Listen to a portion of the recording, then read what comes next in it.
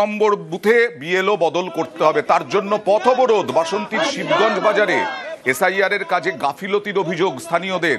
SIR এর form fill আপে টাকা নেওয়ার দাবির অভিযোগ। টাকা নিয়ে বেছে বেছে ফর্ম ফিল আপের অভিযোগ। খতিয়ে দেখে ব্যবস্থার আশ্বাস প্রশাসনিক আধিকারিকের। আমাদের ফর্মগুলো নিচ্ছে এবং আমাদের ফর্ম অনেক যেগুলো ফিল আপ করতে বাকি ছিল, বাড়ি বাড়িকে ফিল আপ করে কথা বলেছে, বলে হ্যাঁ করবো। ও যে কি করছে, লোকের বাড়ি বেছে বেছে করছে, কিন্তু আমাদের বাড়ি ফিল আপ করেনি। হ্যাঁ, ও বলছে আমি পারবো না করতে। আমরা চাচ্ছি বিচার হোক। উনি 24 ঘন্টার মধ্যে 18 ঘন্টা মদ খেয়ে বাড়িতে পড়ে থাকেন। উনি বিডিও সাহেবের ফোন তোলেন না, টোটালি কারোর ফোনও তোলে না। এবং যে সমস্ত নাগরিক বিন্দু যারা আছেন 2 নম্বর বুথের, এনারাও ওকে ফোন করছে, তাদেরকে বাড়ি যেতে বলছে, কখন যাব, কি হবে না হবে, এই সমস্ত কথাবার্তা। যে আমি বলছি 24 তারিখের মধ্যে তুই কাজ তুলবি কি করে, সে বলছে যতটা পারবো আমি করবো, না হলে আমি কাজ করতে পারবো না। হ্যাঁ, আমাদের বাড়ি গেল কাল রাত্রি তো। আচ্ছা, কাল রাত্রি গিয়ে ও বলে কাগজ নিয়ে ইয়ে করে দিই, বলে একটা করে স্টাম্প মেরে দিলে আর 15 টাকা করে একটা করে কাগজ নিলে। টাকা নিয়েছে? হ্যাঁ, নিয়ে চলে এলো। কত টাকা করে নিচ্ছে? 15 টাকা করে একটা কাগজে। 15 টাকা করে। আপনারা জিজ্ঞাসা করেন কিসের টাকা? বাবা কে জানে, ওই সব টাকা চাইছে, কাগজ নিয়ে করে দিচ্ছে। ভয়তে ভয়তে যাই, কাগজ না দিলে কি হবে না হবে তো আমরা জানি।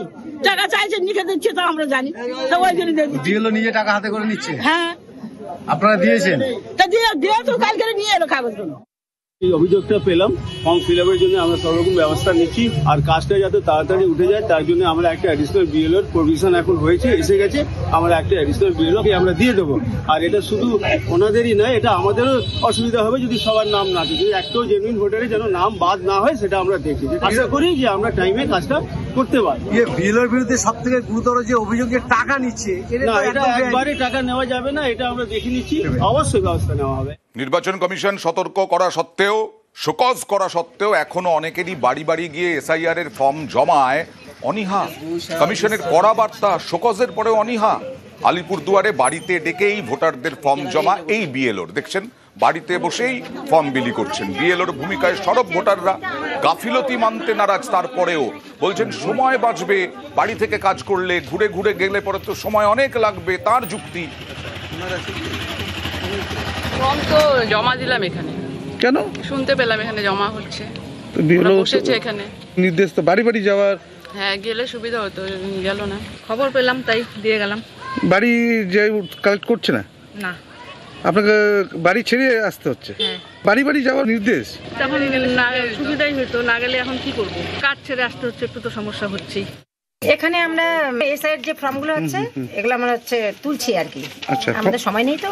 ফর্ম দেওয়া শেষ? হ্যাঁ, ফর্ম দেওয়া আমাদের ডিস্ট্রিবিউশন কমপ্লিট। এখন আমরা কালেক্ট করছি। কি কি আছে আপনার সঙ্গে? আমার সাথে আছে 3 জন বিএলএ। আর ঠিক উল্টো ছবি দেখুন, জলপাইগুড়িতে এই বিএলও, তিনি তিস্তার চরে যেতে চান। সেখানে 800 ভোটার আছে। বিডিওর কাছে আর্তি জানালেন, আবেদন জানালেন, বিডিও সাড়া দিলেন। জলপাইগুড়িতে তিস্তার চরে ট্রাক্টর করে পৌঁছলেন বিএলও, বিডিও। 800 ভোটারের বাস মণ্ডল ঘাটে, জলপাইগুড়ি সদরের মণ্ডল ঘাটে। একদিকে অনীহা কয়েকজনের, আরেকদিকে বিএলওরা অনেকাংশেই প্রচুর পরিশ্রম করছেন। দুর্গম এলাকায় এসআইআর এর ফর্ম বিলিতে সমস্যা। ট্রাক্টর ভাড়া করে বিএলওকে নিয়ে তিস্তার চরে বিডিও, তিস্তার চরেই শিবির খুলে ফর্ম বিলি। প্রশাসনের সহযোগিতায় খুব স্বাভাবিকভাবে স্থানীয়রা খুব খুশি, না হলে তারা কোথায় যেতেন? এখানে ভিডিও ছাড়া আসলে এসআইআর এর ফর্ম ফিল আপ করার জন্য আসলে আমাদের ভালো লাগলো। এখানে জমা দিচ্ছেন? হ্যাঁ, এখানে জমা দিচ্ছি। অনেকটা সুবিধা হলো। নাহলে কোথায় যেতে হতো? মন্ডলঘাট জিপি, অনেক দূর, নদী পার হয়ে যেতে হবে। এখানে হচ্ছে এসআইআর ওই যে কাগজগুলো সই হয়ে গেছে, আমরা জমা দিচ্ছি। বিএলও আসছেন, ভিডিও আসছেন, খুব সুন্দরভাবে কাজ হচ্ছে, খুব ভালো। এটা দুর্গম জায়গা, এই জায়গাটা তিস্তা নদীর মাঝখানে। একার পক্ষে বিএলওর কাজটা খুব কঠিন হয়ে দাঁড়াচ্ছিল। এর জন্য জলপাইগুড়ি সদর ব্লক থেকে আমাকে সাহায্য করার জন্য স্বয়ং বিডিও সাহেব এসেছেন, এআরও সাহেব এসেছেন, তাছাড়া আরও বেশ কয়েকজন ছিলেন, আমার সাথে সহযোগিতা করলেন। একার পক্ষে এটা সম্ভবই ছিল না।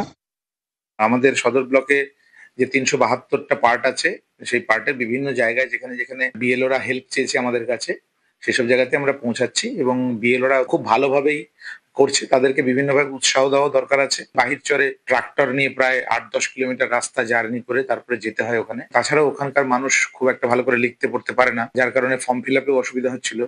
ভোটারও প্রায় 700-800-র কাছাকাছি। সব মিলিয়ে কাজটাকে সময় মতন তুলতে গেলে ওনাদের একটা সাপোর্ট দরকার ছিল, সেই সাপোর্টটা দেওয়ার জন্যই মূলত আমাদের চাওয়া।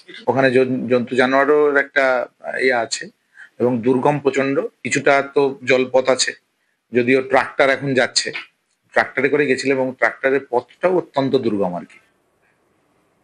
বাড়ি থেকে 10 কিলোমিটার দূরে বুথ, আর সেই কারণে কাটোয়ায় এক পরিবার তাদেরকে ফর্ম নিয়ে আসতে হবে 10 কিলোমিটার দূর থেকেই, আর সেই কারণেই সমস্যায় মঙ্গলকোট বিধানসভার কাঁফুলিয়া গ্রামে। সমস্যার সমাধানের আশ্বাস কাটোয়ার মহকুমা শাসকের।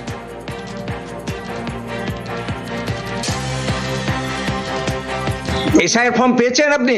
ফর্ম পাইনি। আচ্ছা, দিয়ে অন্য জায়গায় আছে। কোথায়? 10 কিলোমিটার দূরে। এসআই ফর্ম আমি পাইনি, একটু আতঙ্কে আছি। আমার বাড়ির সবাই আতঙ্কে আছে।